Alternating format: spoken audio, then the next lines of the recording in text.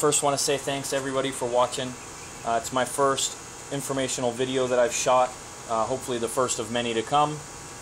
So a little background, I'm looking for low-tech ways to do these kinds of things, like this instance of CCing a cylinder head combustion chamber.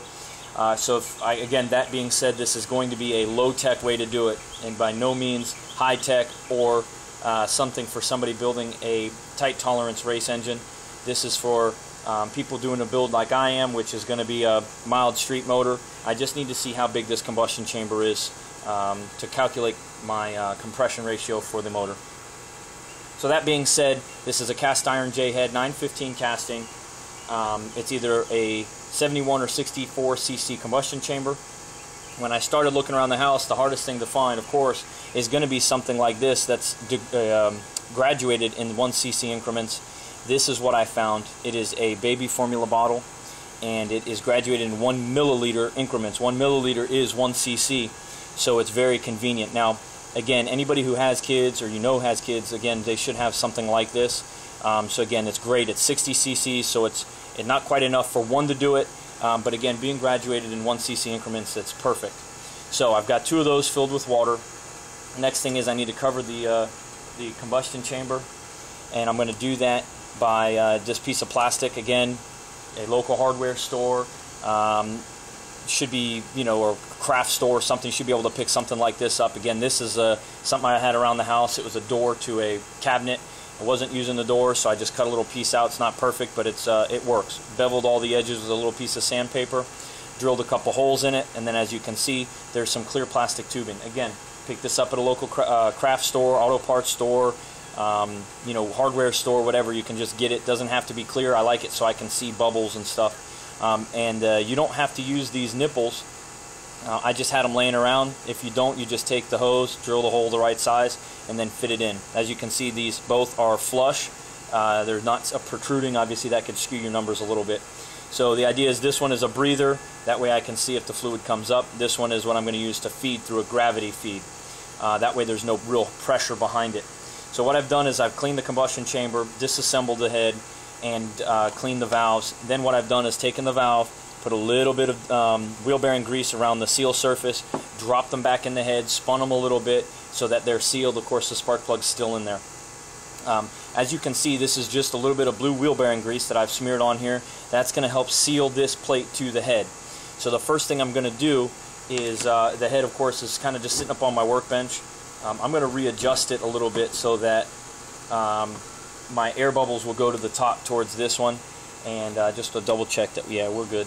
I don't want it to be too flush, but I don't want it to be too angled either. So again, I've just smeared it around.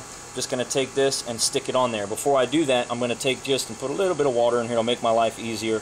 Again, this is out of one of those graduated cylinders, so I know exactly how much I've put in. I know it's going to take a whole one, so we'll feed out of that one first. So again, just going to stick this on here. Going to kind of wiggle it and jiggle it around and kind of squeeze it down till you can see that there's a good seal surface all the way around. Alright, that looks pretty good. You may have to do this a few times. I had to do it a few times to really kind of get a good handle on where my problems were going to lay in this process. So now that I've done that, I'm just going to use a gravity feed through the hose. So I'm going to just pull this off, stick it down inside of the cylinder here, just get a little water pressure, suck the water through the hose, get a little water in the hose, and then I'm going to put it back in. Alright, it's already starting to feed in. And this is something where I like to crimp this hose like this, because this will help me control the flow. And you'll start to see as you do this that you're going to have some strange characteristics every now and then where it's trying to get bubbles in kind of some strange places. So this one's empty. Okay, so now I know that there's a full 60 cc's in there. And next, what I'm going to do is use my next one. Okay, so I've got my other one right here. And what I'm going to do is, since this is already touching here, I could, like I did before, pull it out, suck some water in. But what I'm able to do now is I'm actually able to suck from the combustion chamber back into the hose, and that will get my gravity feed started. And then what I'm going to try to do is I'm going to try and bleed all of the air out of here by holding the, I'll call it a beaker. I'm going to hold that down below this point of the hose. By holding it below, obviously gravity pulls it down, feeds back into here, and then vice versa. As I lift this up, you can see it's going down, and it's slowly filling it up. Again, what I want to do is I'm going to use crimping the hose to kind of control the flow, to make sure that I don't get any air bubbles, or I don't fill up too fast and start squirting out everywhere. So again, now right where I'm at right here, the valve's pretty close to the plastic, so I've started to get a little air bubble. I don't know if you can see that. And so I'm just going to kind of tap it, and by doing that, it kind of breaks that surface tension. Again, taking this, I'm holding it up high, got my line crimped here, and I'm just going to slowly let it go. Of course, it's going to creep towards that breather hole, and just going to let it go. Just like that. Now, that's perfect. There's now no air inside of here. I can clearly see there's no bubbles. And so what I'm going to do is I'm going to take my empty, put my hose back in here. You can still see it's full, this is empty, but the hose is still full because I've got a good crimp on here. I'm going to put this below, like I said, on like that reverse gravity feed. Before I let the kink go, I want to pull this up, and that's going to stop from sucking any more water out. And then I'm going to release the kink and drain that water back into this other baby formula bottle, beaker, whatever you want to call it. And then blow through it a little bit just to make sure that I got it all out. Then I'm going to pour this back into the other one, and we're going to see where we're at here. Alright, so now I've poured it back in. This is full, it's full of water, and I'm going to move the camera now.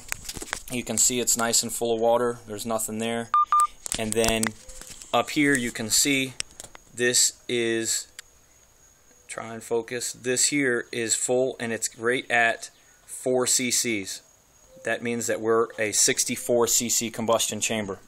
So that's my video. Hopefully it was informative. If you have any questions or comments, please leave them at the video below, and or suggestions for future videos. Thanks for watching.